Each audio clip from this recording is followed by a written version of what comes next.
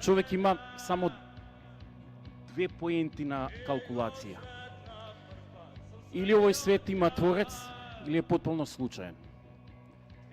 Ако има творец, таа калкулација има некаква смисла. Ако нема творец, тогаш дали воопшто вреди да се пишува монографија за било што едно човечко суштество или група на луѓе го создаваат. Оти ми се чини дека целата идеја на човештвото, ако се стави во случајноста, е дека само од одреден број на луѓе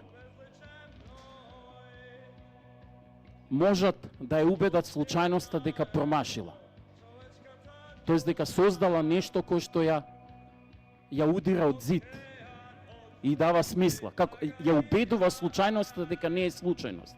Дека дошла до тоа да создаде нешто што е обесмислува, тоест обесмислува како случајност и автоматски ја прави да има некаква смисла. И во таква една перспектива ми се чини дека ние луѓето знаеме дека биологијата е стравична. И тоа е уделот на самосвеста што го имаме. Затоа што самосвеста те прави свесен за тоа дека не можеш да ја надминеш биологијата и затоа толку длабоко страдаме. Оти не е страдањето физичко, туку мислата, рефлексијата за можното физичко страдање и психичко те прави да развиеш одредена самосвест и да со тоа да си свесен дека ја заобиколуваш биологијата. Именно ние биолошки никош не се адаптиравме. И затоа ја создаваме самосвеста која што може да памти на друго ниво. Оти памтењето на ниво на биологија е потполно бесмислено. Пред чинот на смртта можеби најмногу памтиме и за ништо не ни користи. Во оваа перспектива ми се чини дека инспирацијата на авторот Тошо да пишува за македонската рок историја, за една група како Мизар и сега за еден таков голем уметник и човек како што е Горан Трајковски, може да се смести тука, во таа нишка, дали човек е свесен за тоа, дали ќе прифати, дали има творец или е потполно нешто случајно. Бидејќи каде ќе одлучи. Во случајот на Горан, комотно можел да одлучи од другата страна, да не прифати дека има творец. Имено, Горан е од оние луѓе што ја обесмислува случајноста, ја обесмислува бесмислата и дава смисла со тоа што создава дела кои што се духовна меморија и затоа ја заобиколуваат биолошката смрт и сеќавањето на биолошката смрт. И затоа не е само Горан во приказната, туку е авторот на оваа монографија затоа што го сваќа тој момент. Горан ќе каже, нели, ми се чини монографија се пишува само за оние луѓе што се мртви. Па реално уметникот со првото свое дело веќе го започнал сопственото умирање. Така што реално и за време на животот на еден уметник ми се чини дека се опева неговата смрт. И затоа оваа монографија има такво значење во оваа перспектива и она што Тошо го прави да биде голем автор, осеќајќи ја потребата да се пишува за оние луѓе што ја заобиколуваат смртта. Затоа што, да, сега овој настан овде, дали го следи Rolling Stones или било која западна, оние трткања, 500 најдобри албуми, 500 најдобри композитори, кои ќе видите дека се само од западната англосаксонска сфера. Значи, тој е потполно невалиден избор. Бидејќи они го представуваат како да е тоа целиот свет. Не е целиот свет. Има мали народи. Проблемот не е тоа што големите народи или големата империја во моментот не се занимава со овој настан сега тука. Не е тоа проблем. Тоа е нивна работа да не се занимаваат со малите народи. Главниот проблем е кога малите народи не се занимаваат со себе си. И овој свет е во проблем затоа што малите народи не се занимаваат со себе си. Да, не можат да останат на тоа ниво да се занимаваат само со себе си, туку секогаш ќе се занимаваат со тоа што создаде империјата. Ама во ниеден момент не се занимаваат со себе си.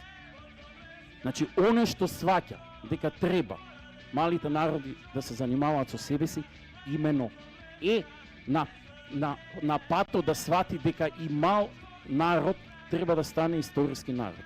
Станува во оној миг кога почува да се занимава со себе си и со авторите што создаваат нешто што во меморијата на еден народ ја заобиколува биолошката смрт, затоа што се сместува во оно што се нарекува самосвест и креација на еден дух, на еден народ, како објективен дух. Значи, тоа е значењето на авторот. Но авторот е потполно гениален затоа што се причислува на гениалноста на предметот за кој што пишува. Во овој случај тоа не е предмет, туку е одредена личност. И таа личност во најесенцијалната смисла на личност која го подражава сопствениот творец, имено создава дела за вечноста. И од тука јас така решив, бидејќи треба да зборувам за Тошо, тука можам да импровизирам, оти ме гледал во стравично лоши состојби овде по Младински културен центар. И на концертите кои што немаат врска со оваа музика, именно концертите што сум ги правил, била само една рефлексија робска на империјата. Воопшто како музичар не сум создал автентични дела. И Тошо ме гледал, и затоа овој дел го импровизирам. И сега за да го потврдам значењето на авторот и на осетот на авторот за ова што го зборувам, дека малите народи мора да се занимаваат со себе си. Дури ако големите народи воопшто им е гајле, што се случуваат, мислам нормално е да не се занимаваат со нас. Не очекувам да се занимаваат со нас.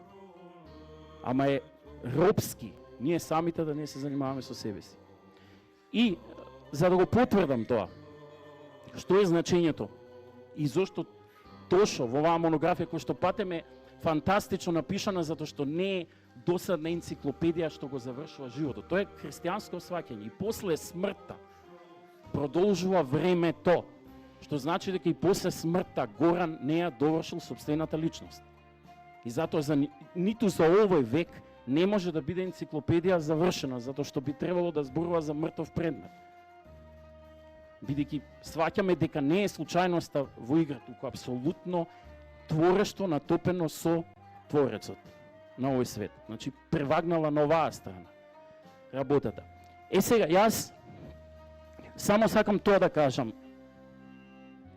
Кратко, не ќе да импровизирам, сакам да ја задржам формата присушта за Горан Трајковски, кај него една чинела не смее да биде импровизирана. Значи, до детај, како што кај Творецот нема импровизација, колку и Жижек да мисли дека Господ потврлил во субатомската структура, дека просто како програмер што остава делови од структурата во видеоиграта недовршени, Жижек смета дека принципот на неопределеност е всушност забушавал Бог кога го создавал. Не, така е осигурена веројатно динамизмот на светот, креацијата на светот е осигурена преку интервенцијата на тој начин во субатомската структура преку принципите на неопределеност. Но во случајот на делото што ги завршува тие принципи на неопределеност, го завршува динамизмот, патот на еден народ, сакам да го довршам преку оваа форма, што ја запишав овде во монографијата, затоа што сметам дека тоа е прилог, песна за песната на Готера. Нели? Ако се обидам накусо избиено да го дофатам тоа универзално културолошко значење, што еден исклучителен уметник творец го вткал во сопствената локална македонска култура, која што според мене апсолутно несомнен, објективен, козмички дух, и со тоа си обезбеди трага не само во светската збиднина, туку и отаде во вечноста, создавајќи дела достојни само Бог, како што го нарекуваат поетот на небото и земјата, да ги избави од смртта. Горан Трајковски за мене е како Руми, бидејќи сиот својот живот го мина во истоштение, во сопствено уметничко осиромашување, само за да ја збогати и најде својата предназначена личност, токму измачувајќи историјата со себе и со своите дела, тие јадици на кои таа историја го срекнува незиниот распад. Само 3 нивоа се доволни за да ја заокружам песната. Првото е естетичко и филозофско. И ништо Готра да не направише во музиката, битноста своја ја зграби преку 2 своји изреченија. Првото, искажано во 1985 година, во интервју за тогашната југословенска јавност на една емисија ТВО на РТ Сараево ме коригирал. Ја тука пишав РТ Белград, али сум погрешил и точно тука ме коригира дека Сараево било. Значи, еве цитатот. Дојдено е време да се ослободиме од тоа западно духовно робство на нашата музика. И втората реченица во спонтан муабет по скопските улици. Ние не знаеме дали нашата идна музика ќе има хармонија и дали тоа така ќе се вика. Само 2 силни реченици стамени како манифест и лапидарна естетичка расправа, патоказ за јунаците на духот што ќе продолжат да го бараат она што никаде и никогаш не се случило. Оние умислените ќе бегаат што подалеку од Горан Трајковски, за да можат плашливо во својата приватност небитно да го повторуваат она што постојано и серијски се случува во светот. Второто е музичко и ништо друго освен премин Горан Трајковски да не создадеше. За мене тоа е овенча вечноста. Оти се раѓаме случајно во еден народ и историско трајање, но ретко кој ја прифаќа таа случајност и неа ја преобразува во неминовност. Токму тој случаен народ, низ композиторот да ја согледа слободата по која што пекал со векови. Со премин е аподиктички докажано, современ македонски музички јазик постои и е бесконечен во сопствените форми. Низ премин Горан Трајковски ја потврди и ипостасната онтологија за која сведочи христијанството, имено да се создаваш себе си низ однос кон другиот, кон другото, да создаваш дела со другиот заедничарејки, тоест враќање кон спонтанитетот на сотворувањето. Реферирам на изданието на премин од 1991 година, аранжиран истокмен заедно Горан Трајковски со гениалниот Зоран Спасовски. Тоа е универзално и убедливо најдобрата музичка композиција во македонската индивидуална и уметничка музика. Третото е етичко и антрополошко ниво. Трајковски докрај остана доследен на своите начала и животно кредо, да не направи компромис со ничкосаната и ефтина естетика на светската популарна музика, да не подклекне пред забрефтаните иконокластички орди што подмолно го уриваат богочовечкиот образ и притоа ризикувајќи да биде отфрлен и заборавен од кутрата македонска доаѓачка младеж, изгубена без музички органон. За Горан во парафраза може да се рече дека е како Достоевски.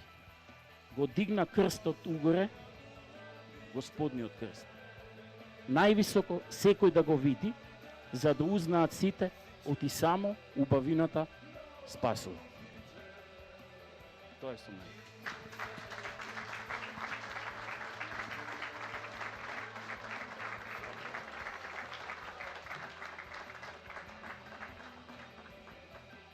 Ти благодарам, Мицко. Кажа многу работи кои што и јас мислев да ги кажам. Ќе се обидам сега јас наместо него да импровизирам во ситуација во која што не би одземал од вас, од вашето време. На сите сакам да ви се заблагодарам пред се што дојдовте. Импресивна е бројката и голем дел од вас лично ве комуницирав, голем дел од вас лично се запишани вашите изјави, вашето мислење за Готра, всушност на тој начин ја концепирав книгата. Другите луѓе кои што работеле со него да зборуваат за него. Не сакав да давам мое лично субјективно мислење за неговата работа, се обидов да извадам еден личен момент кој што ја потикна цела во оваа приказна и кој што ми иницираше на некој начин да напишам книга за него. А впрочем, тој тоа го заслужил многу одавна. Меѓутоа, една моја интенција која трае веќе 5 издание, ова е 5-то издание, е всушност она што го кажа и Ицко. да покажеме, меѓутоа малку поинаку кажано, да покажам на Западот дека ние имаме култура достојна на нивната и во многу случаеви многу поквалитетна. Тоа што ние не сме се грижеле 6 децении да сочуваме, да забележиме и да трае, да се пренесува со генерации на помлади и на помлади нашите деца, внуци кои што ќе доаѓаат, тоа е наш проблем и се обидувам во овие мои 5 дела и се надевам здравјето ќе послужи уште 55 понатаму, да забележам сето тоа што или најголем дел од тоа што се случувало на македонската музичка сцена во овие 6 децении преку монографии, биографии, енциклопедии, немаме ниту антологија на македонската рок поезија. Многу сегменти не се офатени од таа урбана култура. Јас се зафатив за урбаната музика, верувам дека други луѓе ќе зафатат со други сегменти во културата, бидејќи имаме што да му покажеме на Западот колку квалитетна и музика и култура сме создале и нешто на што сме се можеме да бидеме горди. Една од тие првични работи кои што сакав да ги испукам, што се вика на прва топка, е да одадам почит на некои луѓе кои ми значеле во животот, не толку директно можеби да го усмерувале мојот живот, меѓутоа со некои гестови, со некои чинови, со некои наговестувања го смениле мојот живот од еден пубертетлиот тинеџер кој што расте во Кочани во 80-те години до сега, до Тошо Филиповски 55 години у Скопје. Еден од тие ликови Горан Трајковски кој што можеби подзаборел, меѓутоа е првиот кој што јас кога дојдов со една ташничка овде во Скопје 87 година за прв пат, тој беше првиот што ме пречека, ме прими, ме посочи, ме упати на сцената, на скопската сцена, на луѓето, ме запозна со сите тие како да ме знае 100 години, меѓутоа прв пат се сретнавме. Потоа продолжи комуникацијата по пат на писма и од тука всушност започнувам оваа приказна за Готра. За среќа чувам се во животот, па и овие писма неколку што ги споделивме, дел има овде, а дел се овде закачени, значи јас во војска 87, а тој од овде и ми раскажува за целава сцена како функционира во Скопје, што се случува во МКЦ, за жал ништо не е изменето и после 40 години по однос на некои работи, по однос на случувањата на целокупната сцена, кои луѓе што работат, што се спрема, што пак ми значеше многу и запишувањето на енциклопедијата, бидејќи Готра е прецизен, запишува и датуми кога ми ги пишувал писмата, па лесно знаев да направам реконструкција кога всушност Мизар влегле во студио или кога Апореја е точно создадена, иако имаше некоја мистика или ред други работи. Така да ги користам сите тие информации, а Готра беше тој што сум му благодарен и знаев дека ќе најдеме еден ден да му се одолжам на било каков начин. Ете се поклопија работите да тоа биде со книга. Некаде 90-те ни се разидоа патиштата, тој со Анастасија и јас со некои други работи кои што патем, тој ги напоменува и во писмата кога разговараме, ја како млад панкер кој што сака да го менува светот. Готра веќе малку повозрасен, одминат панкер во некои други води, па ми кажува она смирија топката, не се расфрла и лево десно, така да си го најдов некако низ тие муабети. Сега кој ги препрочитувам овие писма, слушајќи ме насочил кај да се движам. Секој да си работи работата кој што ја знае и кој што ја умее. Јас тогаш се обидував да бидам музичар, па дури му понудив ајде да правиме заедно бенд, панк хардкор бенд, кој што тој ме одби, тогаш беше периодот да се прави Апореја. Така да сум благодарен затоа што не ме бива мене за музичар, ама очигледно ме било за нешто друго, да почнам да се занимавам со бележење на тоа што другите музичарите го работат. Така да, всушност така настана оваа книга, нешто слично како и Мизар, кој што на друг начин влијае на мене, меѓутоа ете Готра преку овие писма, преку најмногу преку музиката која што ја создаваше, не се многу дружевме, меѓутоа се она што тој го создаваше ми даваше додатен импулс за тоа дека треба да се забележи и треба да се направат книги кои што ќе ги забележат вредностите на тие луѓе кои што на овој начин создаваат во Македонија. Буквално инспирација на еден индиректен начин да продолжам да го работам ова што сега го работам. И нема многу да должам, сите ќе можете да си ја видите, цитирате книгата. Оставив самиот тој да зборува низ книгата, се најдов 50 на цитати кои што совршено тој самиот низ разни ситуации, низ не многу интервјуа што ги давал, успел да искаже што сака во животот. Јас успеав да ги соберам, да ги издвојам и 50 на луѓе да дадат своје мислење за него. За крај би сакал само да се заблагодарам на оние луѓе кои што сите овие години ме поддржуваат, особено на луѓето кои што во оваа прилика ме поддржаа, за да ја отпечатам оваа книга, значи најмногу заради тоа сепак се трудам сите мои книги, па и оваа да ги направам најквалитетни колку што може, да бидат репрезентативни секаде кај што ќе ќе ги однесеме или кај што ќе ги однесете. Успеав да ги однесам и во Конгресната библиотека во Вашингтон и Rock and Roll Hall of Fame и од таму добивам позитивни вибрации дека се навистина квалитетно направени и дека можат да послужат, бидејќи се двојазични, да послужат за некои идни истражувања на некои идни студенти таму за воопшто за светската култура. Има една огромна благодарност до сите кои што на било кој начин мене ми значи и вашето дружење и вашето доаѓање овде, секогаш собирам информација повеќе за некое ново идно дело кое што од понеделник ќе почне да се крчка во мојата глава. Ви благодарам од сет срце, сите вие сте мојата инспирација, продолжуваме понатаму, се уште битката не е добиена. Мораме уште многу работи да направиме за навистина достоинствено да се покажеме пред светот. Ја би сакал и Готра сега да каже неколку зборови.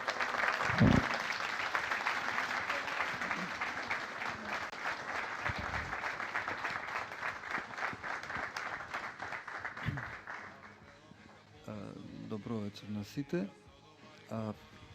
Сега јас треба да кажам нешто паметно, така нешто големо, нешто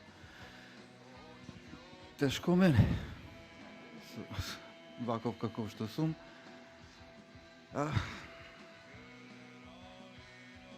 Не знам, ништо посебно да напоменам. Едноставно, пред неколку години тоа што ме праша дали воопшто сакам да прави вакво нешто. Моментот кога тој ме праша беше еден од моите најтешки моменти во животот, кога бев на пат да го загубам мојот животен сопатник. Мислам дека ќе парафразирам, му реков, тоа што прави што сакаш, јас не можам да ти помогнам ништо, имам тоа и тоа. Ми се случува и Тоши не ме ни контактираше премногу, мислам дека неколку пати само побара фотографии од мене и овие изминати денови пред да се објави книгата само ми прати неколку текстови да видам дали хронолошки е некаде исправен или не е колку што јас се сеќавам. Книга ја немам видено, освен што прелистав еден час пред ова, вака на брзина. Можам да кажам дека се чувствам поприлично непријатно, што сум жив. Едноставно. И не знам како да реагирам на ова. Мојата представа за вакви моменти е низ животот била многу поинаква. Знаеш, една ваква ситуација.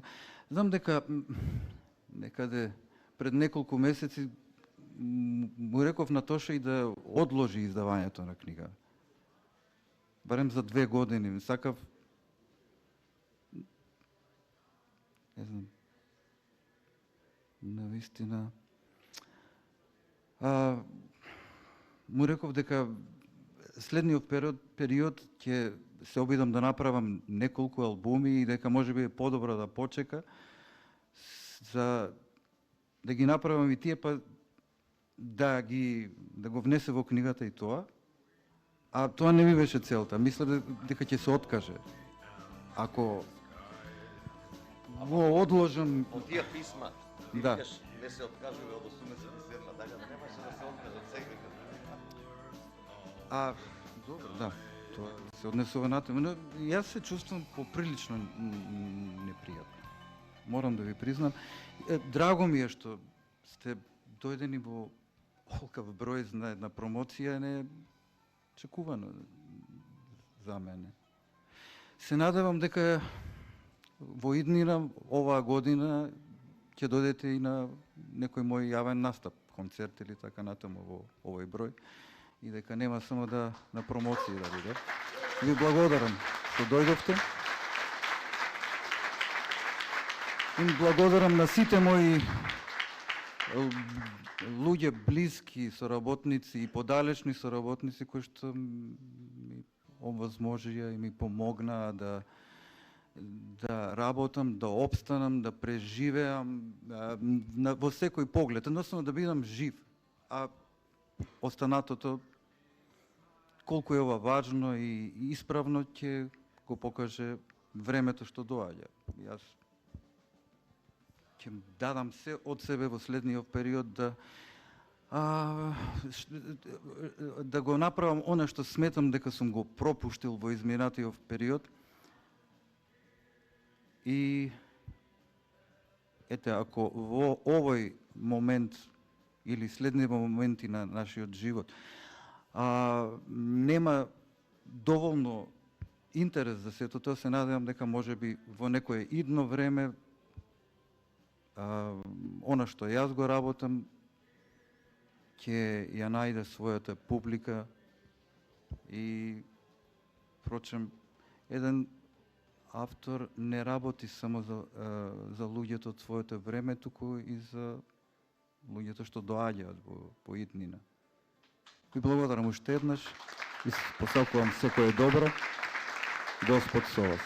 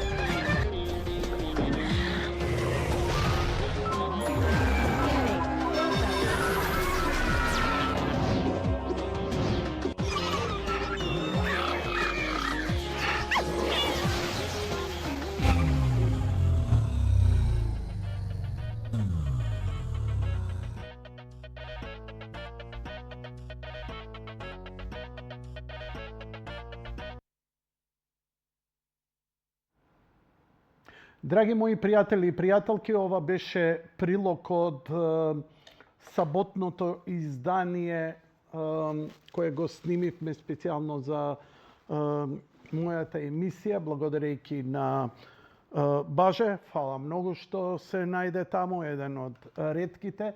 За жал бевме едни од ретките медиуми кои го покрија овој настан. Имено се работи за монографијата за Горан Трајковски. За Горан Трајковски сум држал и монолози, ми бил повеќе пати гостин одо што во било која емисија.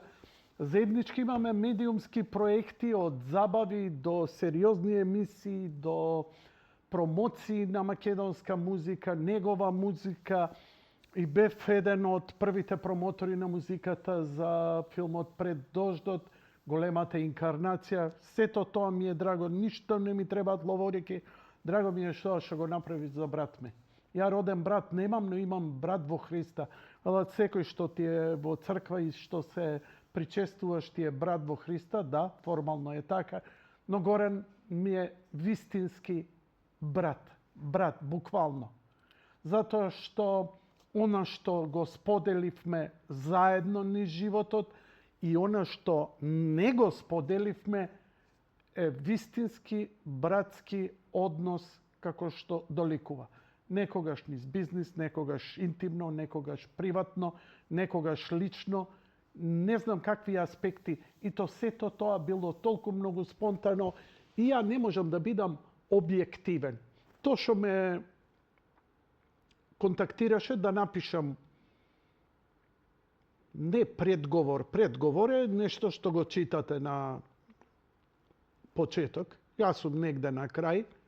Може би треба и да сум, уопште да не сум, но нема да глумам скромност. Тоа е моето, затоа што премногу имам сознание и аспекти и перспектива за она што е Горан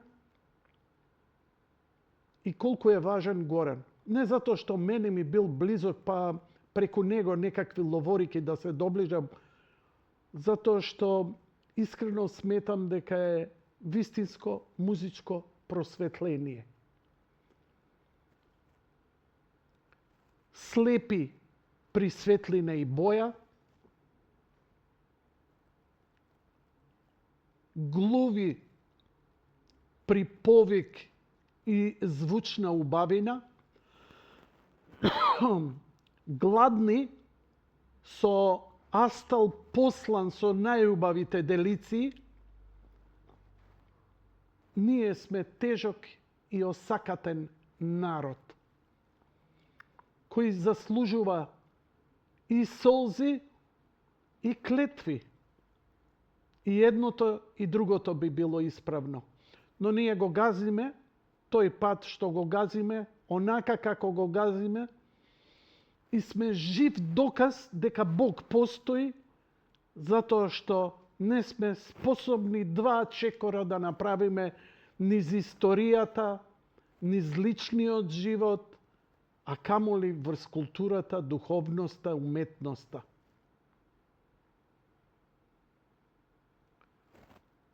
Тоа што направил надчовечки напор да создаде едно дело, драго ми е што се фокусирал на Горан Трајковски, затоа што било кој друг да му се направеше пред Горан Трајковски монографија, мислам дека нема жив музичар чија монографија е издадена, нема позаслужен. Не дека не заслужуваат други, треба да се прават. Но Горан апсолутно ја заслужува од многу аспекти. Ако зинам, до Сабајле ќе останам. И никој не може да ме порекне затоа што ги знам фактите, сум ги живеел фактите, сум бил таму, сум гледал, сум наблюдувал. Јас сум усакатен, јас сум глуп човек, ја не знам креативно, но знам да ја препознам. И тоа како знам да препознам убавина, да ја намирисам, да ја почувствувам, да ја вкусам. Ја не знам да ја создавам. Ова не е некоја книга која ќе паднете во несвес. Оваа книга значи и тежи само заради името. Готра е кратенка од Горан Трајковски. Готра е неговиот акроним или скратено име кој заедно со мене во зависна листа на 103 ја дадовме. Готра и Јантра. Така ја водевме кога го откривавме новите правци во музиката и не му остана залепено. Негде еднаш прочитав дека и не му се допаѓа ова, но добро е. Како уметничко име.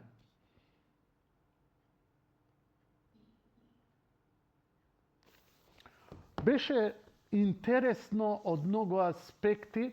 Ја бев многу емотивен, затоа што дојдоа многу луѓе кои навистина го почитуваат Горан. Многу дојдоа и што се уфилмани, и што мислат дека го... И тоа е се во ред. Мене, луѓето што се собираат околу Горан, и шуто, и рогато, и сакато, и паметно, и убаво, и грдо, и интелигентно, и продуховено, и забегано, ми е многу нормално. Тоа е како кога во црква ќе влезеш, се и се што. Што очекувате? Само писмени интелектуалци? Не, се доаѓа. Затоа што не знае. Може би не писмене, ама ја наслутува суштината на убавината. А тоа е кога Бог се обраќа секому. Не се обраќа на писмените, не се обраќа само оние што знаат да читаат, да се крстат, да се молат. Он се обраќа на сите. Така и Горан. Но не искача да проповеда. Он твори. Тоа е неговата проповед. Затоа што има дар и тој дар не може да го гуши. Единствено место каде што он зборел како се раѓа креацијата, тој е единствен уметник и музичар кој во живот го имам гледано недомашен, белосветски, кој проговорил за тој апстрактен, надприроден чин од каде доаѓа креацијата и како се создава. Снагава ми истекува, кога ќе ми текне, тоа има 4-5 години, овдека во моево студио говореше за тоа. Ја не знам од каде го прашав и што ме инспирираше, но небитен сум ја. Важно нему му дојде да го проговори тоа. Ежење на грбот, кога ќе ја почувствуваш дека допрел во метафизички димензии какви се просто несватливи, не можеш да разбереш. Еве и во предговорот вика времето на Горан ќе продолжи во вечноста. Нема време во вечноста. Во вечноста е сега, иднина и минато. Но сепак има динамика на развој. Непоимливо е. Затоа не секој може да го разбере Горан. Не сум ни јас тој што го разбира. Но и тие што мислат дека го разбираат, не можат. Мораш низ филтер свој да го пуштиш за да го разбереш. Како тоа? Знаете, земете, читајте го Свети Максим Исповедник. Ништо нема да разберете, а сите знаете дека е еден од најголемите мислители продуховени, преку кого нашата црква обстанала. На еден човек кога сите паднале во ерес. Сите духовници, сите папи, сите возвишени, тогаш сите биле папи, не била поделена црквата, не била католичка, православна. Сите поглавари биле папи. И за да го разбереш Свети Максим Исповедник, треба да читаш други светители, значи просветлени, кои го тумачеле и се обиделе да ни пренесат што тоа говори Свети Максим Исповедник. Ако земеш Свети Максим Исповедник да го прочиташ, ќе речеш, па што е ова толку суштинско? Продолжи да го читаш. И ти станува јасно дека има зборови кои ги разбираш, но за да ја следиш мислата, невозможно е потребата од таква огромна нуклеарна енергија за да тоа го визуализираш, да го сведеш на човечка логика 3D димензија. Не е толку ни абстрактно. И кога се чудиш, нека ти текне дека, знаете, во оние моменти на сон, кога може би како промисла некој нешто ќе ви каже, или ќе почувствувате дека нешто надприродно ајде да не речам Бог ви проговорил преку ангел или светител, и се будиш, не можеш да се сетиш што е. Тоа е затоа што изговорил на Божји јазик, а ние сме зацрнети ќумур, филтерот дошло до нашата свест, не може да го isprocesira. Така и неговата музика. Многумина седат и блеат како телиња у шерена врата, што е ова. Така е. Разбираме дрнге, дрнге, јен-два, два, јен-два, разбираме тупа, тупа, тупа, цупа. Тој е светскиот јазик. Тој е јазикот на овој свет. Нема вулгарност. Теа Таирович или не знам бил рок-н-рол Чак Бери. Исто ѓубре, исти квалитет, иста уметност е. Тоа е што може оваа падната природа човекова да го разбере. Горан е оној кој се надминал у тоа да тињата од себе ја отргне и се изрази што е можно подлабоко, пошироко, повисоко, поекспресивно, повеќе димензионално, па макар било и несватено. Знаете кој е негов најомилен автор? Нико. Идете, слушнете ја Нико. Мене ми идеше да се фрлам со него низ прозор прв пат кога ми ја пушти. Викам, ти бе, дали си нормален ова? Јанко, ти не знаеш колко е ова добра. И ден денес имам мака да ја разберам Нико, која работела со Velvet Underground, со Дорси, со Брайан Ино, со начин и израз.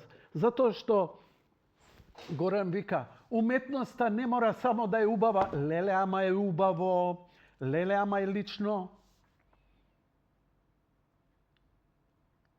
Но убавината не е само перцепцијата на нашиот филтер, што ние сметаме во еволутивниот процес, препознаваме што е здраво, за да можеме да се размножуваме во овој 3D простор, туку малку повеќе. Што ќе остане со нас во вечноста? Нема време во вечноста. Тоа е тој невечерен ден. Тоа е живееш ти со твојата личност, каква била кога си се родил, кога си се зачнал, каква била кога си умрел и каква била секоја секунда од твојот прекраток и мизерен живот. Кога ќе изгори низ огнената река, реката на љубовта на Христос, и ќе остане само она што е благословено од Бога, она што ти е искрена и чиста љубов, тоа е таа личност која ќе остане и која ќе може да битисува вечно во вечноста, бидејќи смртта е најнеприродната работа на универзумот. Ништо природно, кој ќе ви речат, види, смрт е природна, не е природна, најнеприродна е. Да е природна, никој немаше да се потресува толку.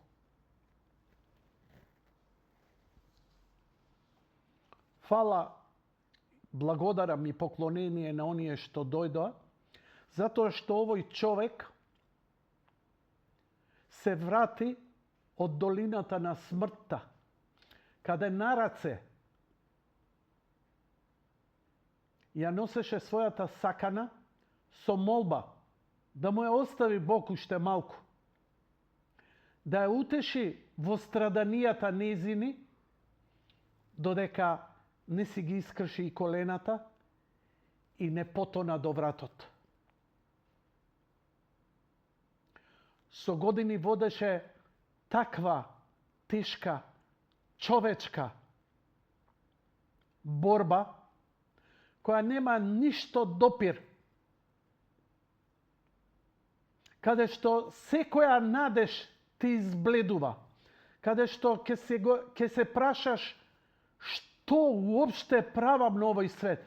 Горан на пресод вели, ја не знам зошто сум жив.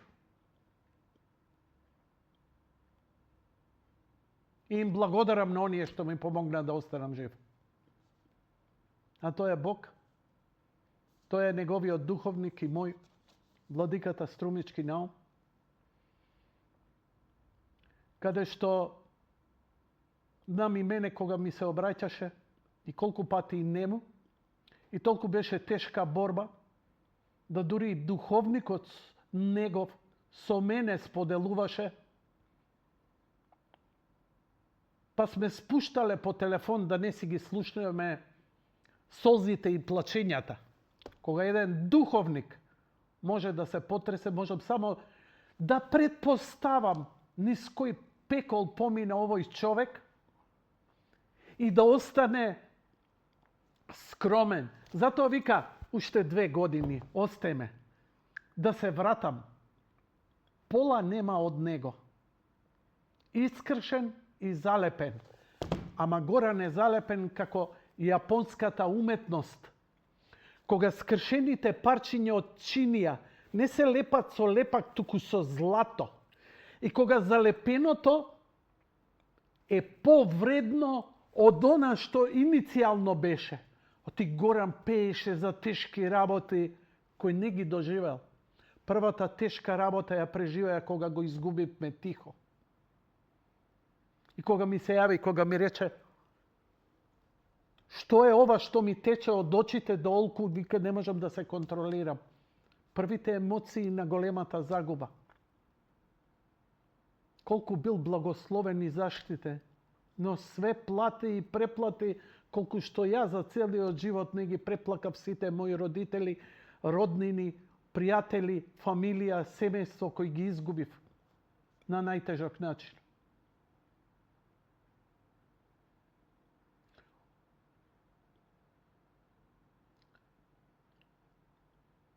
Затоа доби толку силен аплауз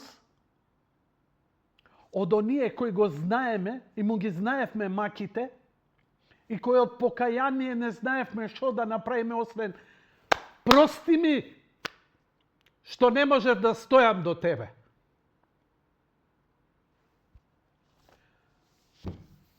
А он ни помисла скромно, работата го одржува, се што прави и преживеа, и уште преживува, се лечи со тоа што најдобро го знае, да прави музика. Оние луѓе кои се на нешто удржавава, не имаат некаква функција, кога ми придоа и ми рекоа како е братот, како е, поздрави го, може ли да помогнам? Можеш. Дај му ангажман. Дај му понуда која не смее да ја одбие, бидејќи парите не му се важни. Ама дај му. Понуди му, за да мора да прифати, затоа што е професионалец. Не е уличен сликар. Он со тие пари ги одржува татко му и мајка му. Нема деца. Ја загуби саканата. Чува мачки, ги чува своите родители и ќе ги чува до крајот на животот. И решене да ги надживее, за да им биде таму, да не останат сами.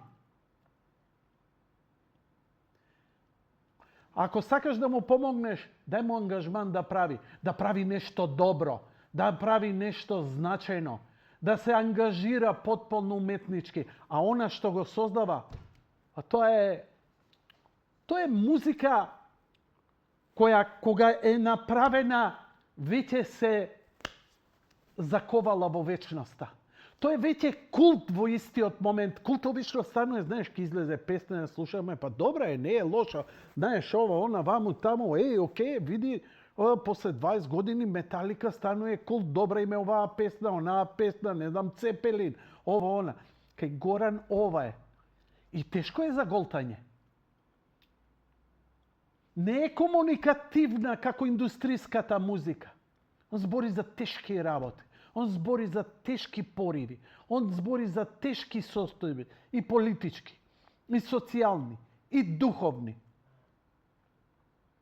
И храбар е да зацапа кај што никој не ода.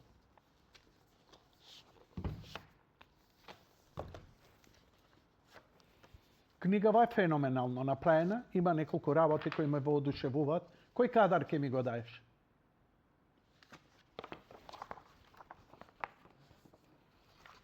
Не. Дај ме, напред, не можам да наместам.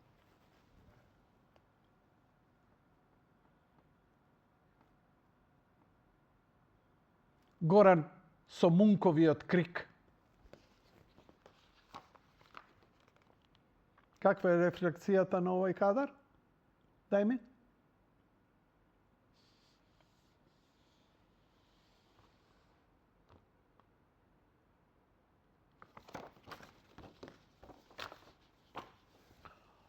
Океј, дај оваа камера. На моите кумашини, Горан. Она што мене ме разликуваше од неговите пријатели, соработници и блиски е што Горан, покрај што ми е брат, побратим, он е кум на сите мои деца. Он ги сведочеше при откажувањето од сотоната, он ги сведочеше пред Бога и пред свештеникот за вечно завештание.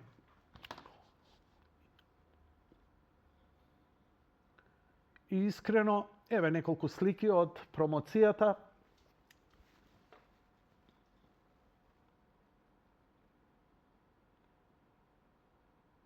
Кога ми ја потпишува книгата, неколку цени ова со Јани Бојаджи. Јани па интересно ми каже дека купил 20 книги за да може на гости ценети од странство која ќе дојдат за да им подари нешто значајно од Македонија, како оваа монографија. А ова се децата кои он ги крсти. Ова се моите деца. Моите пријатели. Еве. Ова е семејството негово. Ова се негови деца. А Горан е значаен затоа што Горан и ме запозна со мојата сопруга со која се венчав. Со умисла дека ние двајца сме еден за друг. Епа Горан, фала ти. Еве ги плодовите на твојата умисла. Простете ми што лично го свртев муабетов. Горан заслужува многу повеќе. Ке развртам неколку сцени, фотографии. Јас со Горан се запознавам 90-та година. Тогаш беше излезена на рекак Вавилонски, која апсолутно ме фасцинираше. Еве го и Љупчо Јолевски со некој цитат кој нормално не се појави таму, бидејќи Горан не е политички коректен за Дојче Веле. Но тоа не ја намалува искажаното што си го искажал, па макар и дали некој може би го порекнал. Сецко, еве го и Сецко, кој е за мене прекрасен човек, а Горан се уште работи со него. И Горан е можеби најплодниот автор кој најмногу им помогнал на најмногу македонски бендови. Оваа монографија е напишена двојазично, на македонски и на англиски. И е навистина убаво естетски направена, како што доликува. А ова е мојот текст за Горан со неколку сцени од неговите гостувања кај мене во емисија. Ете, нешто и од мене корисно. Слава му на Бога што ни дава утеха преку луѓе што не допираат со звуците на вечноста. Те молам, просветли ме да најдам достојни зборови и со искрена вистина да го опишам она за што сум замолен, а го прифаќам со понизност, чест и поклонение, како дар и радост да напишам пар зборови за животот и делото на Горан Трајковски. Горан можеш да го опишеш само преку црквата. Он е црква. Он е црква, се друго е само трага на миро што лепди за цето тоа, а тоа е она што ние го добиваме од него. Он е Исон на нашето време. Ретко кој го слуша и му обрнува внимание, но кога еднаш ќе го чуе, за секогаш е со тоа. Како да опишеш човек кој се исклесал во вечноста? Како да најдеш зборови за некој кој е веќе спасен, кој само му преостанува телесниот вознес за премин во вечноста, бидејќи хармонски замина таму каде што нема музиколог, музичар, уметник, што може да го опише. Треба да го доживееш. Како? Еве како. На певница. Кој го слушнал, никогаш нема да го заборави. Он се положи таму и се друго во животот му е од низ долината на минливото се до конечниот премин. Можам пред се да го опишам чувството на чест, да можам да кажам збор за него, иако ова дело е пред се за неговото творештво, но Горан е неговата музика, а музиката е Горан. Како спектакуларен спој на личност и талент, без преседан во историјата на овие простори, а сведочам лично за ова. Горан Трајковски е најголемиот музичар на сите времиња од Македонија. Се роди една братска љубов меѓу нас. Да, останавме браќа, колку што и јас учев од него за уметноста, верата, филозофијата, толку тој од мене бараше и прифаќаше што имало во мојот свет, кој беше пред се еклектика, поп-арт, релаксирани погледи на се. Не се грижите, неговиот опус длабоко покажува дека моето влијание на неговите дела е непостоечко, но затоа тој ми ги менуваше перцепцијата. Го гледав како несебично се бори со себе, со животот, со луѓето, со бендот, со искушенијата. Имав чест сосема случајно да се запознаеме, јас како неуспешен поп музичар и преуспешен забавувач, диџеј и човек. Горан, чиј талент експлодира и се препозна уште кога застана за прв пат на сцена, уште од падот на Византија. Се запознавме веднаш по издавањето на EP-то, нареках Вавилонски, која по некоја случајност имам слушнато некаде, некако, без јасно кој и што е, само името Анастасија го разбрав. Тоа период на моето презаситување со поп-култура, полека гравитирав кон подлабоки созерцанија во музиката. Брајан Ино, Карл Шулц, ми се отвараат центрите за слоевитост, уметност. Ми беше неверно дека една таква длабочина може да доаѓа од наш човек, од овде, од кај нас. Мислев дека само Real World на Питер Габриел е способен да изнедри нешто од неговите екзотични трагања, но за среќа не беше така. Личните врски со Горан се премногу интимни и длабоки, семени. Ние сме браќа блиски во Бога заветени, лично, а добар дел и професионално. Ке ви се верували дека одлучи со мене во врвот на својата слава со Анастасија по премиерата на Пред дождот да започне да коментира керефеки на 103 со легендарните фудбалски преноси. Му беше забавно, интересно, но исто сакаше да излезе од стегите на така наречениот андерграунд, па квази православните лепенки околу него, кои константно, суптилно се обидуваа да го насочат што е правилно, а што не. Горан сакаше слобода. Слобода на избор. Музички, секаков. Не сакаше стеги, уште помалку насоки како требало. Но од друга страна, ако се мери успехот на еден музичар, а кај нас многумина го мерат дали си наполнил сала во некој балкански центар, не му сето тоа му успеа и повеќе. Но него не го завлече ни пари, ни слава, а влечеше многумина околу него. Нема човек кој од поголемо трпение, помалку суета, а најголема спремност да помогне, ама буквално секогаш. Ако еден музичар се мери по нешто, според мене, не се тоа неговите дела, концерти, албуми и песни колку си издал, туку примарно на колкумина си им помогнал, на колкумина си им подал и соработувал. Јас имав доскоро една завидна колекција од скоро 30-40 албуми на повеќе или помалку познати музички состави, поединци, групи, рапери, пеачи од секој жанр, плюс цел список numери, десетици и десетици, поединечни. Знаете ли број?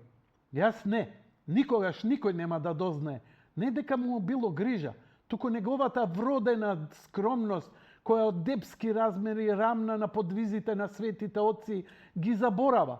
Во смисла, ги трга да бидат помалку блиски до него. Он едноставно смета дека суетата е она што го кочи, уништува, креативно го ослабува човекот, уметникот, бидејќи само слободен човек, пред се ослободен од себе, од мислењето за себе, од собствената гордост, е она што нема да му ги отвори најдлабоките трансцендентални напливи на нетварна креативна енергија во создавањето. Секогаш помагаше бесплатно, никогаш не бараше ништо за возврат, но имаше совестни. Иако мислев дека можам да напишам книга во еден здив за него, неговата музика и за неговиот живот, сепак не само што не можам, бидејќи само ќе натрупувам празна библиографија која е толку небитна за вечноста, згора, кое ниво сум јас да пишувам за човек за кого сум го искачил највисоко на престол, па сепак, кога и да погледнам, тој е долу под мене. Со едноставност дека не сака да биде таму, дека не му е местото меѓу боговите на славата. Не ја сака, не ја треба, не му треба. Го гуши. Сведоци сме дека низ историјата сме виделе таленти што се распаѓаат, а не знаат зошто. Си заменуваат, а после стануваат само некоја екзотика која за 50 години ретко кој ќе се сеќава. Има неколку гостувања кај мене, иако дал безбројни интервјуа кои за жал сепак не успеале да дојдат до она кој ретко музичар знае да зборува и да перцепира. На една дебата приватно еден му рече музиката доаѓа од мене, од мојот джигер, од утробата. Таму ја создавам, на што Горан рече само ништо ти не создаваш. Друг создава. Го прашав она што никогаш не сум го прашал, сигурно затоа што инстинктивно не сум ни верувал дека некој може да говори за тоа.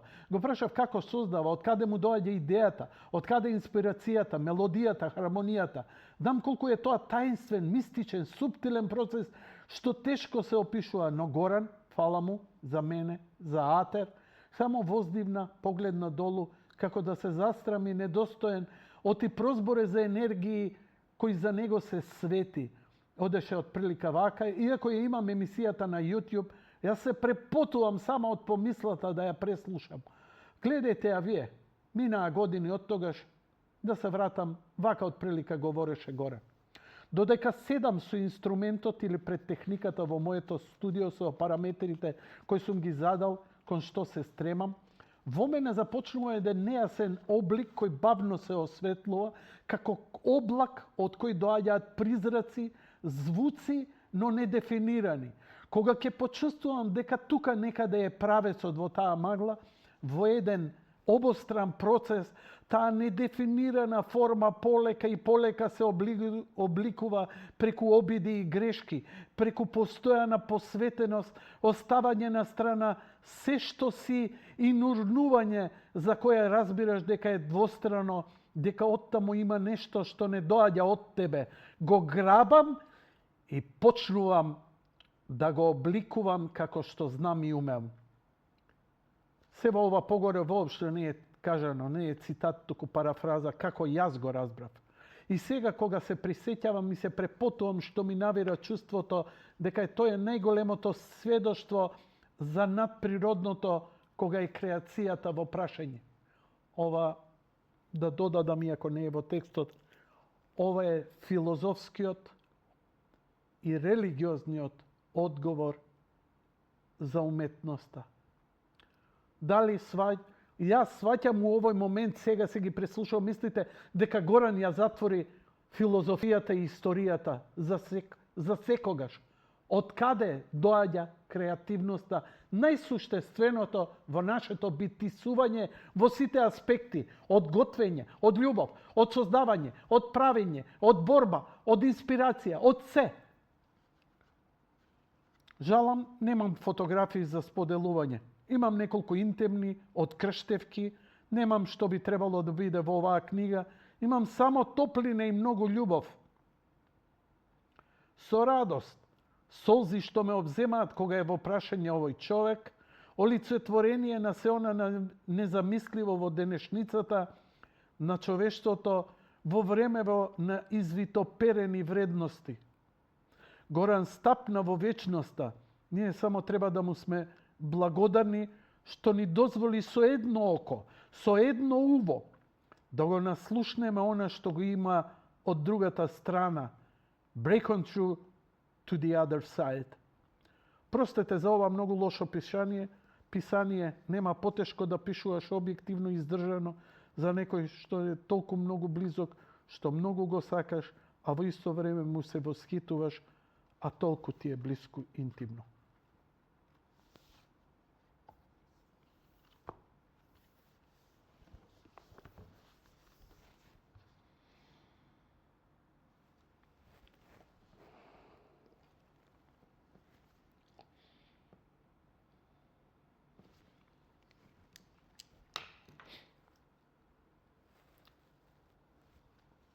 Не знам ни јас колку ќе трајам, ниту оваа емисија колку ќе трае. Може би ќе имам прилика пак уште нешто некаде да зборам за ова.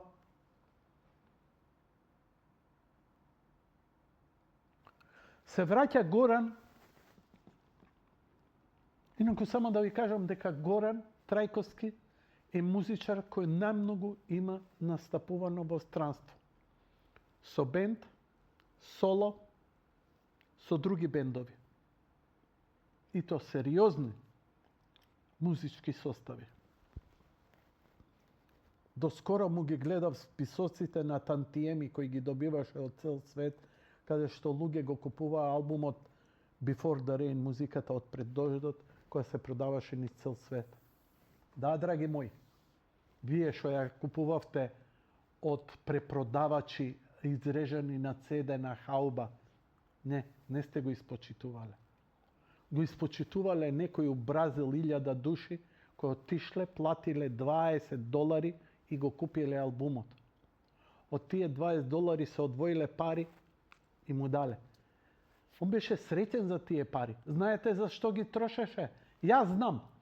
Затоа што често пати ми викаше, ај молим те со колата, ела со мене, не можам сам. Па ќе се пикневме у некој стан и ќе купеше некој сајзер, па заедно го мкневме некоја огромен синтесајзер, па 300 работи. За тоа трошеше за да биде креативен. Ми беше драго кога ми се јави после промоцијата да ми каже, вика, ова не го зборам заради моје его, мене не ми треба. Отиде моето его одамна низ Вардар. Ова го зборам затоа што ќе им значи на моите деца и на моите внуци да знаат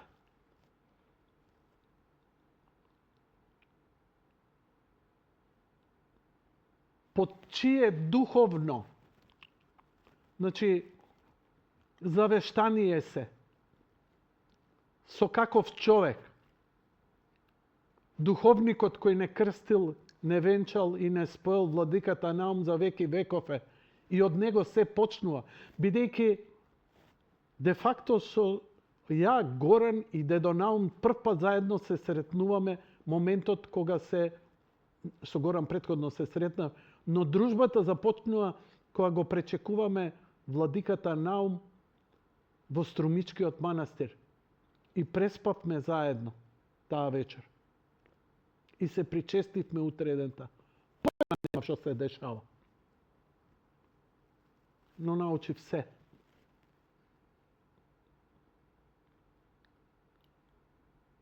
Но не научив тоа да го применам. Се враќа Горан од некои концерти во Италија за пред дождот со Анастазија и се врати со едно прекрасно сако. Јас сакам такви сакоа, како кошулава моја. Многу пати сум го носел во емисијава и се уште го чувам. Му ја коригирав крагната. Крагната беше вака, сега е онака, наци. Едно тегет сако. Го гледам и му викам, вау, човече, колку ти е убаво сакото. Дај малце да го поносам. Како не, братче? Го откопча, го соблече од себе. Ја мислев, која ке деновите, некогаш, он кај мене, ја кај него, позајми ми го малце, бидејќи збориме години кога немаше толку мода да оваква, а ја се палев на таа естетика. И ми вика, повели брат за тебе, да си го носиш, на здравие нека ти е. До ден денеска го имам. Таков човек беше Горан. Значи, она како у Библијата, вака, кошулата од себе ја соблекува и ке ти ја даде. И нема тука его.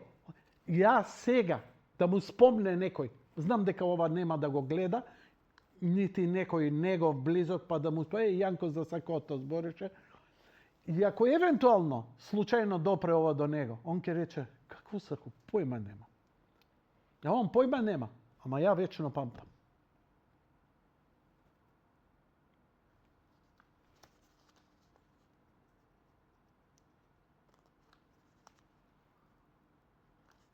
Дали сум му сгрешил? Апсолутно.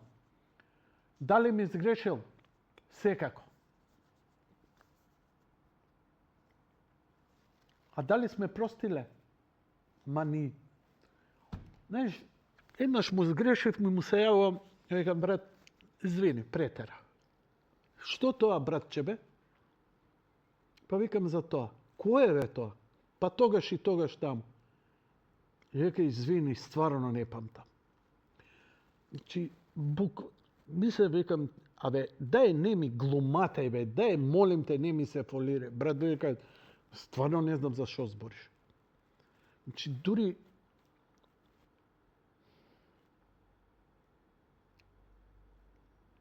не знам како успева така личноста. Јас сакам таков да бидам. Јас сакам таков да бидам. Секој оној што ми сгрешил, да го заборавам дека уопште имало грев спрема мене. Дека некој нешто ми направил, дека некој нешто ми зезнал, дека некому треба да му се освета, дека треба да се... Не, едноставно...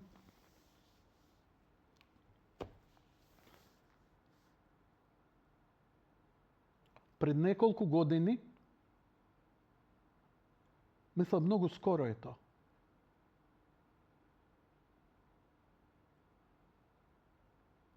имаше стара и многу раскантана кола.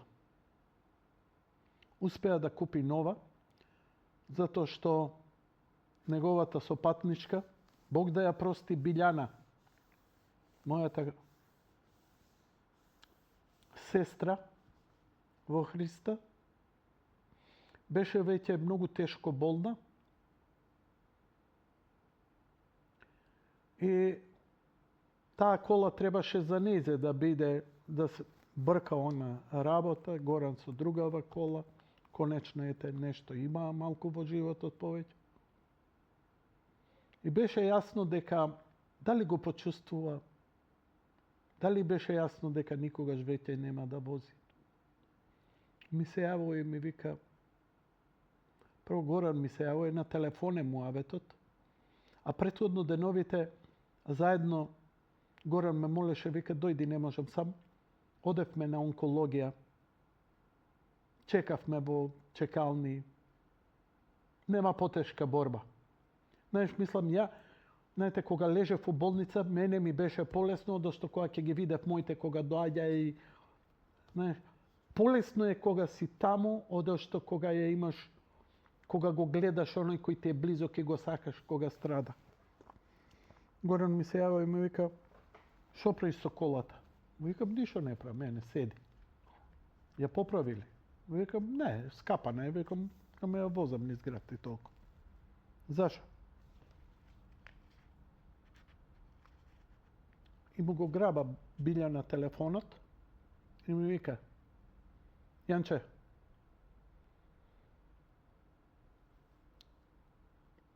малава кола моја, му ја поклонувам на Максим, син ми, кој единствен беше вработен, неговото работно место е многу далеку, многу тешко се координиравме, колата стално моја, еве и вечерва се расипа. Не е битно сето тоа. Стара кола, ни серво, ни клима, ни ништо.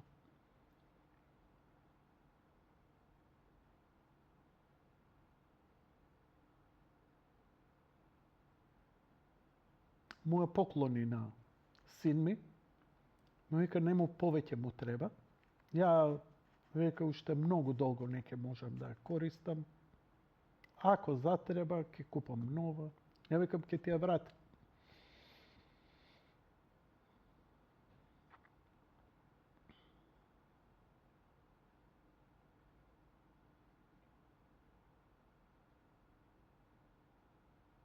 Не е битно што колата нема вредност повеќе од 1000 евра. Таа е функционална. Toyota Yaris од 2000 година. Ама нему му врши работа да отиде на работа и назад. Толку и треба. Но чинот.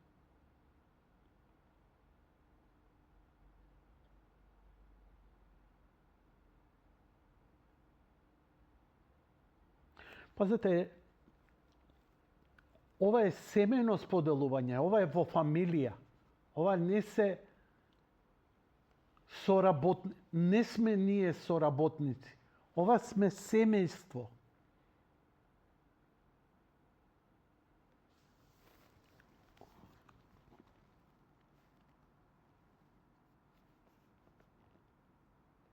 Горан Трајковски книгава ја купив. Нели? Имам свој 2 големи прилога. Ми следува, така? Барем ми следува пример. Одбив. Сакав да платам. Ова е купено. Затоа што овој човек што направил. За тој труд јас сакам да му платам. Да го наградам неговиот труд. Како што последниот албум на Горан Трајковски кога излезе, го купив. Што мислите? 100 CD-а може да ми даде албуми Горан во било кое време да ми подари. Не сакам. Толку го сакам, толку го почитувам, да сакам да платам за тоа. Не сакам да бидам од оние. Напротив, сакам, ја не сум од тие што, а треба да му целувам рака. Треба да му бакнам рака. Треба да му се поклонам нозете да му ги бакнам. Затоа што тој е спасен и просветлен човек. Но тоа го правам на Бога, на мојот владика,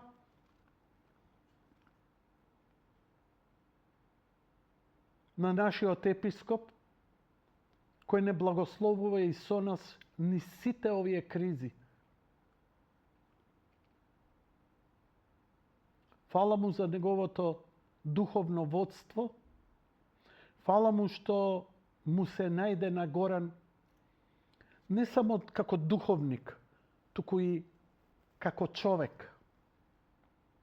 А јас животот до крај можам само да го поминам во покаяние и во прелест, дали можев да направам повеќе за брат ми. Дали можев да помогнам повеќе за брат ми.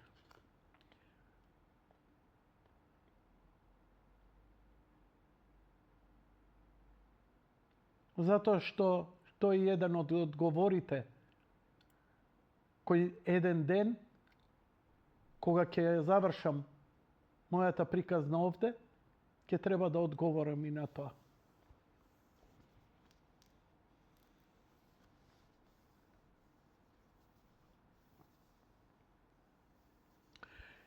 Единствена добра радосна работа, драги мои пријатели, е што Горан во онаа скромност која ја изјави, ја не знам дали ќе имаме време во тоа уште еднаш да отиде, најверојатно ќе иде, ама не и концертниот дел, е дека набрзо ќе се видиме со следен проект и концерт. Животот е радосна тага. Животот е таговна радост. Уште еднаш погледнете ја промоцијата на книгата, монографијата за Горан Трајковски, напишана од Тошо Филиповски. Поздрав од мене.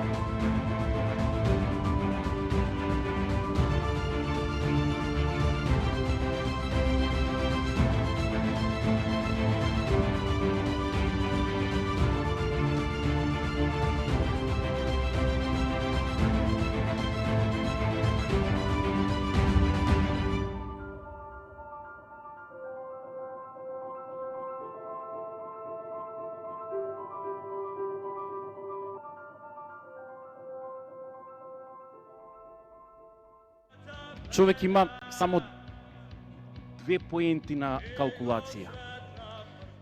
Или овој свет има творец, или е потполно случаен. Ако има творец, таа калкулација има некаква смисла. Ако нема творец, тогаш дали воопшто вреди да се пишува монографија за било што едно човечко суштество или група на луѓе го создаваат. Оти ми се чини дека целата идеја на човештвото, ако се стави во случајноста, е дека само од одреден број на луѓе можат да ја убедат случајноста дека промашила. Тоест дека создала нешто кој што ја удира од зид и дава смисла. Како ја убедува случајноста дека не е случајност. Дека дошла до тоа да создаде нешто што ја обесмислува, тоест ја обесмислува како случајност и автоматски ја прави да има некаква смисла. И во таква една перспектива, ми се чини дека ние луѓето знаеме дека биологијата е стравична. И тоа е уделот на самосвеста што го имаме. Затоа што самосвеста те прави свесен за тоа дека не можеш да ја надминеш биологијата и затоа толку длабоко страдаме. Оти не е страдањето физичко, туку мислата, рефлексијата за можното физичко страдање и психичко те прави да развиеш одредена самосвест и да со тоа да си свесен дека ја заобиколуваш биологијата. Имено ние биолошки никош не се адаптиравме. И затоа ја создаваме самосвеста која што може да памти на друго ниво. Оти памтењето на ниво на биологија е потполно бесмислено. Пред чинот на смртта можеби најмногу памтиме и за ништо не ни користи. Во оваа перспектива ми се чини дека инспирацијата на авторот Тошо да пишува за македонската рок историја, за една група како Мизар и сега за еден таков голем уметник и човек како што е Горан Трајковски, може да се смести тука, во таа нишка, дали човек е свесен за тоа, дали ќе прифати, дали има творец или е потполно нешто случајно. Бидејќи каде ќе одлучи. Во случајот на Горан, комотно можел да одлучи од другата страна, да не прифати дека има творец. Имено, Горан е од оние луѓе што ја обесмислува случајноста, ја обесмислува бесмислата и дава смисла со тоа што создава дела кои што се духовна меморија и затоа ја заобиколуваат биолошката смрт и сеќавањето на биолошката смрт. И затоа не е само Горан во приказната, туку е авторот на оваа монографија затоа што го сваќа тој момент. Горан ќе каже, нели, ми се чини монографија се пишува само за оние луѓе што се мртви. Па реално уметникот со првото свое дело веќе го започнал сопственото умирање. Така што реално и за време на животот на еден уметник ми се чини дека се опева неговата смрт. И затоа оваа монографија има такво значење во оваа перспектива и она што Тошо го прави да биде голем автор, осеќајќи ја потребата да се пишува за оние луѓе што ја заобиколуваат смртта. Затоа што, да, сега овој настан овде, дали го следи Rolling Stones или било која западна, оние трткања, 500 најдобри албуми, 500 најдобри композитори, кои ќе видите дека се само од западната англосаксонска сфера. Значи, тој е потполно невалиден избор. Бидејќи они го представуваат како да е тоа целиот свет. Не е целиот свет. Има мали народи. Проблемот не е со тоа што големите народи или големата империја во моментот не се занимава со овој настан сега тука. Не е тоа проблем. Тоа е нивна работа да не се занимаваат со малите народи. Главниот проблем е кога малите народи не се занимаваат со себе си. И овој свет е во проблем затоа што малите народи не се занимаваат со себе си. Да, не можат да останат на тоа ниво да се занимаваат само со себе си, туку секогаш ќе се занимаваат со тоа што создаде империјата. Ама во ниеден момент не се занимаваат со себе си. Значи, оно што сваќа дека треба малите народи да се занимаваат со себе си, именно е на патот да свати дека и мал народ треба да стане историски народ. Станува во оној миг кога почува да се занимава со себе си и со авторите што создаваат нешто што во меморијата на еден народ ја заобиколува биолошката смрт затоа што се сместува во оно што се нарекува самосвест и креација на еден дух, на еден народ, како објективен дух. Значи, тоа е значењето на авторот. Но авторот е потполно гениален затоа што се причислува на гениалноста на предметот за кој што пишува. Во овој случај тоа не е предмет, туку е одредена личност. И таа личност во најесенцијалната смисла на личност која го подражава сопствениот творец, имено создава дела за вечноста. И од тука јас така решив, бидејќи треба да зборувам за Тошо, тука можам да импровизирам, оти ме гледал во стравично лоши состојби овде по Младински културен центар. И на концертите кои што немаат врска со оваа музика.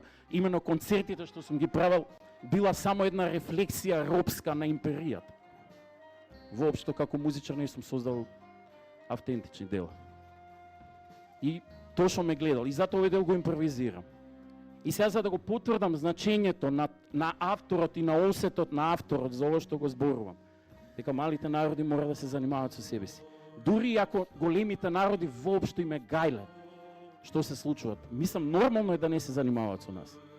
Не очекувам да се занимаваат со нас. Ама е робски ние самите да не се занимаваме со себе си.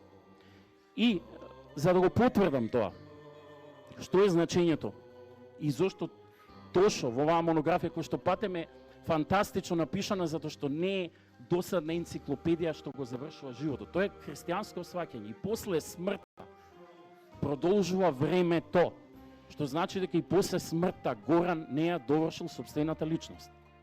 И затоа ниту за овој век не може да биде енциклопедија завршена, затоа што би требало да зборува за мртов предмет. Бидејќи сваќаме дека не е случајноста во игра, туку апсолутно творештво натопено со Творецот на овој свет. Значи, превагнала на оваа страна работата. Сега, јас само сакам тоа да кажам.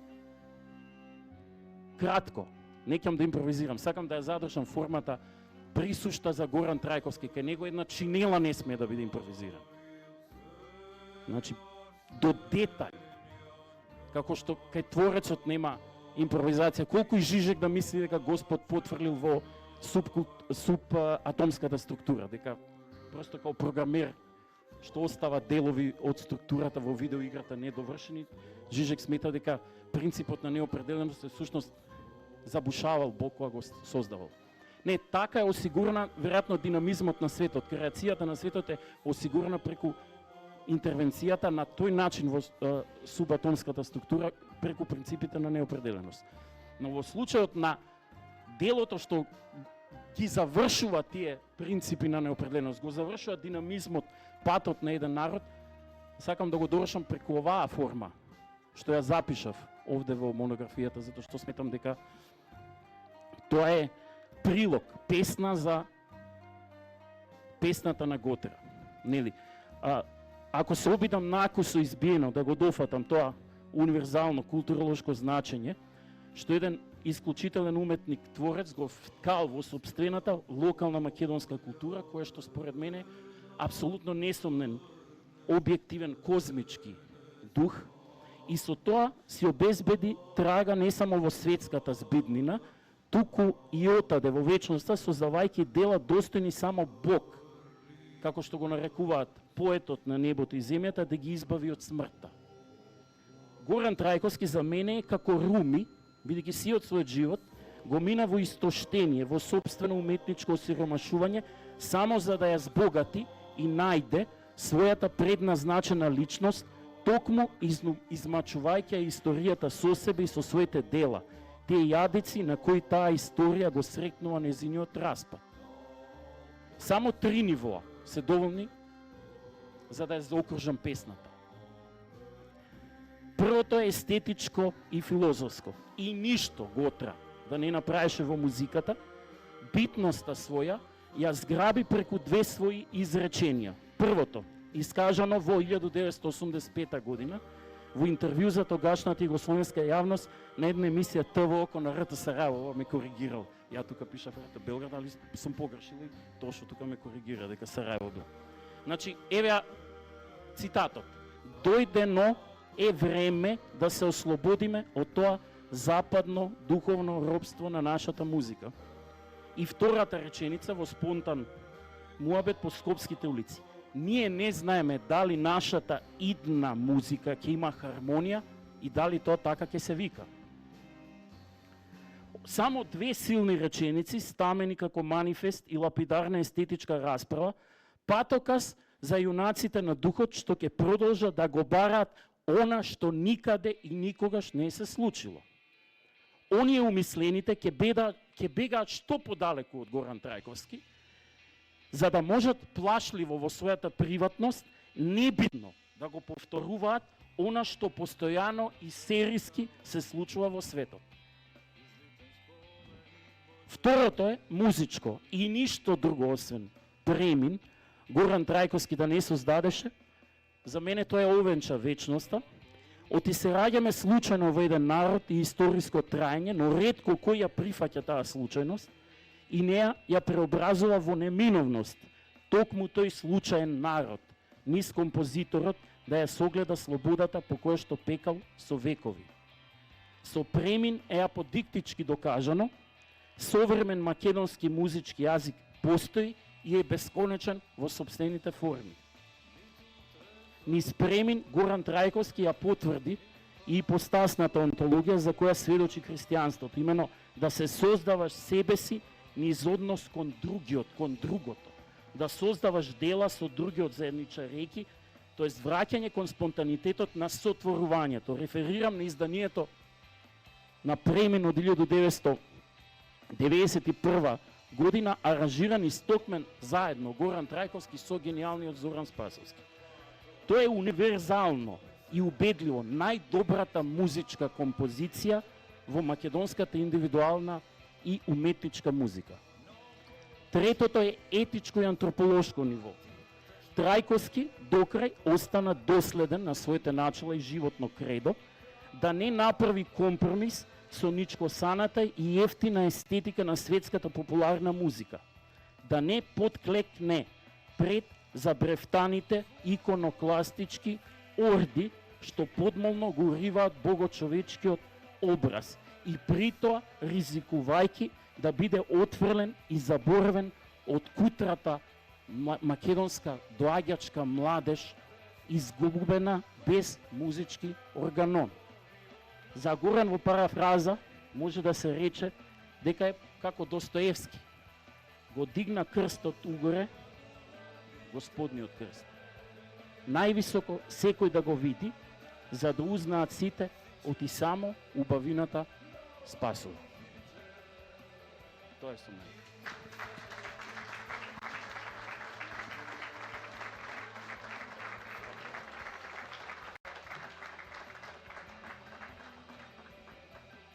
Ти благодарам, Мицко. Кажа многу работи кои што и јас мислев да ги кажам. Ќе се обидам сега јас наместо него да импровизирам во ситуација во која што не би одземал од вас, од вашето време. На сите сакам да ви се заблагодарам пред се што дојдовте.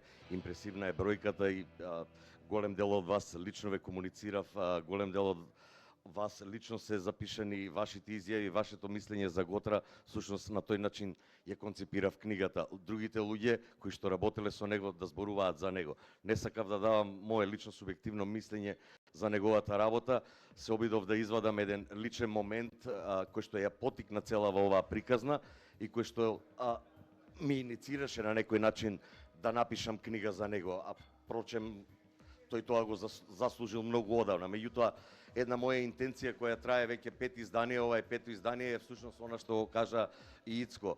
Да покажеме, меѓутоа малку поинаку кажано, да покажам на Западот дека ние имаме култура достојна на нивната и во многу случаеви многу поквалитетна. Тоа што ние не сме се грижеле 6 децении да сочуваме, да забележиме и да трае, да се пренесува со генерации на помлади и на помлади нашите деца, внуци кои што ќе доаѓаат, тоа е наш проблем и се обидувам во овие мои 5 дела и се надевам здравјето ќе послужи уште 55 понатаму, да забележам сето тоа што или најголем дел од тоа што се случувало на македонската музичка сцена во овие 6 децении преку монографии, биографии, енциклопедии, немаме ниту антологија на македонската рок поезија. Многу сегменти не се офатени од таа урбана култура. Јас се зафатив за урбаната музика, верувам дека други луѓе ќе зафатат со други сегменти во културата, бидејќи имаме што да му покажеме на Западот колку квалитетна и музика и култура сме создале и нешто на што сме можеме да бидеме горди. Една од тие првични работи кои што сакав да ги испукам, што се вика на прва топка, е да одадам почит на некои луѓе кои ми значеле во животот, не толку директно можеби да го усмерувале мојот живот, меѓутоа со некои гестови, со некои чинови, со некои наговестувања го смениле мојот живот од еден пубертетлија тинеџер кој што расте во Кочани во 80-те години, сега до Тошо Филиповски 55 години у Скопје. Еден од тие ликови Горан Трајковски кој што можеби подзаборел, меѓутоа е првиот кој што јас кога дојдов со една ташничка овде во Скопје 87 година за прв пат, тој беше првиот што ме пречека, ме прими, ме посочи, ме упати на сцената, на скопската сцена, на луѓето ме запозна со сите тие како да ме знае 100 години, меѓутоа прв пат се сретнавме. Потоа продолжи комуникацијата по пат на писма и од тука всушност започнувам оваа приказна за Готра. За среќа чувам се во животот, па и овие писма неколку што ги споделивме, дел има овде, а дел се овде закачени, значи јас во војска 87, а тој од овде и ми раскажува за целава сцена како функционира во Скопје, што се случува во МКЦ, за жал ништо не е изменето и после 40 години по однос на некои работи, по однос на случувањата на целокупната сцена, кои луѓе што работат, што се спрема, што пак ми значеше многу и запишувањето на енциклопедијата, бидејќи Готра е прецизен, запишува и датуми кога ми ги пишувал писмата, па лесно знаев да направам реконструкција кога всушност Мизар влегле во студио или кога Апореја е точно создадена, иако имаше некоја мистика или аре други работи. Така да ги користам сите тие информации, а Готра беше тој што сум му благодарен и знаев дека ќе најдеме еден ден да му се одолжам на било каков начин. Ете се поклопија работите да тоа биде со книга. Некаде 90-те ни се разидоа патиштата, тој со Анастасија и јас со некои други работи кои што патем, тој ги напоменува и во писмата кога разговараме ја како млад панкер кој што сака да го менува светот. Готра веќе малку повозрасен, одминат панкер во некои други води, па ми кажува она смирија топката, не се расфрла и лево десно, така да си го најдов некако низ тие муабети, сега кој ги препрочитувам овие писма, слушос ме насочил кај да се движам. Секој да си ја работи работата кој што ја знае и кој што ја умее. Јас тогаш се обидував да бидам музичар, па дури му понудив ајде да правиме заедно бенд, панк хардкор бенд, кој што тој ме одби, тогаш беше периодот да се прави Апореја. Така да сум благодарен затоа што не ме бива мене за музичар, ама очигледно ме било за нешто друго, да почнам да се занимавам со бележење на тоа што другите музичарите го работат. Така да, всушност така настана оваа книга, нешто слично како и Мизар, кој што на друг начин влијае на мене, меѓутоа ете Готра преку овие писма, преку најмногу преку музиката која што ја создаваше, не се многу дружевме, меѓутоа се она што тој го создаваше ми даваше додатен импулс за тоа дека треба да се забележи и треба да се направат книги кои што ќе ја забележат вредностите на тие луѓе кои што на овој начин создаваат во Македонија. Буквално инспирација на еден индиректен начин да продолжам да го работам ова што сега го работам. И нема многу да должам, сите ќе можете да си ја видите, цитате книгата.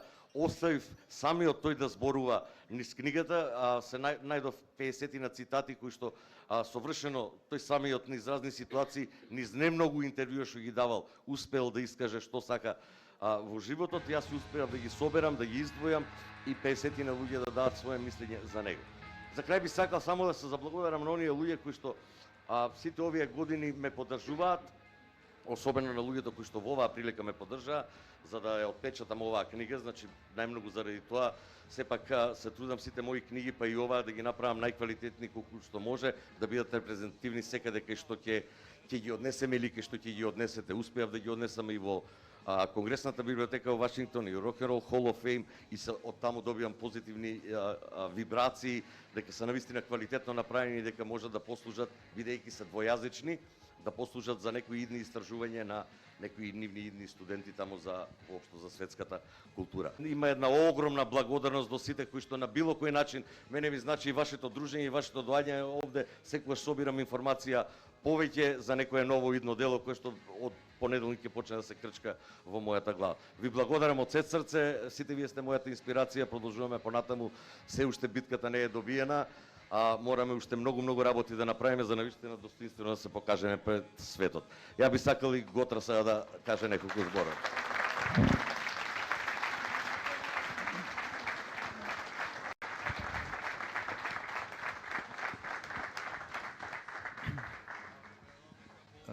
Добро вечер на сите.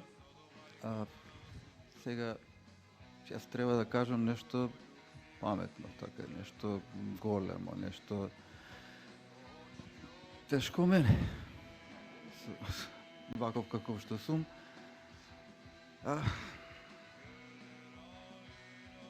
Не знам, ништо посебно да напоменам. Едноставно, пред неколку години тоа што ме фраша дали воопшто сакам да прави вакво нешто. Моментот кога тој ме праша беше еден од моите најтешки моменти во животот, кога бев на пат да го загубам мојот животен сопатник. Мислам дека ќе парафразирам, му реков, тоа што прави што сакаш, јас не можам да ти помогнам ништо, имам тоа и тоа.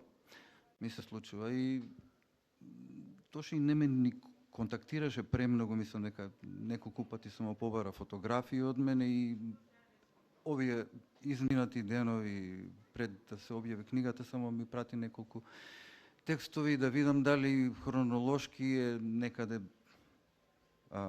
исправен или не е колку што јас се сеќавам. Книга ја немам видено, освен што прелистав еден час пред ова, вака на брзина. Можам да кажам дека се чувствам поприлично непријатно, што сум жив. Едноставно и не знам како да реагирам на ова.